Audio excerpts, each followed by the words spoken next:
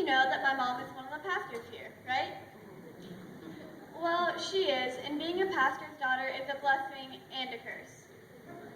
I'm always at the church, and when I get keys in my hands, I feel like I'm going on an adventure, getting to go places that others don't. I love meeting all the people at the church, but I'm not too excited when I have to wake up early on the weekends.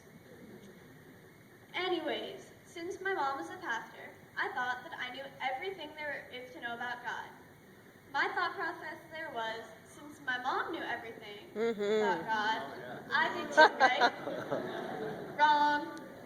So, since I supposedly knew everything, I also thought that I didn't have to go to Sunday school. When I didn't go to Sunday school, I would hang out in the nursery and try to hide from Sarah Louise, because she would always make me go to Sunday school. Whenever she found me in the nursery, she would tell me to go back to Sunday school, and I would say back, but I already know it all. It worked a few times, but when it didn't work, I would go to Sunday school and enjoy it, but I wouldn't fully show it. When the summer of 6th grade rolled around, I started going to middle school Sunday school. I had a lot of fun. I started finding more adults that I could talk to, and got to know more people around my age who I could also talk to. It was all going really well until school started. There were a few kids who would torment and bully me in an after-school program I went to. They would call me names and exclude me from things.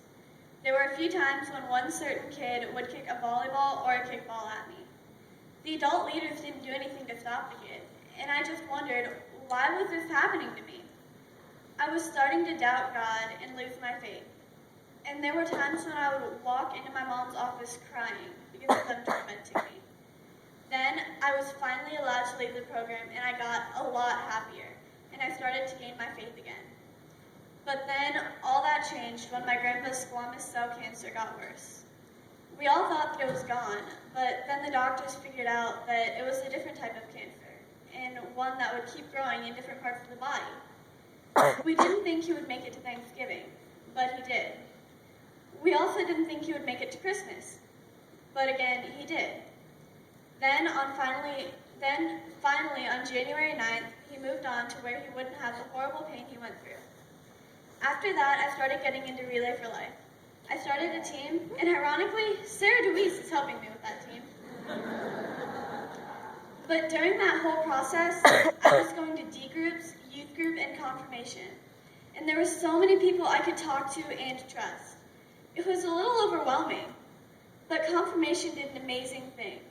It showed me that there's always something new and amazing to learn about God and my faith. Also, confirmation led me here, telling all of you about my faith story.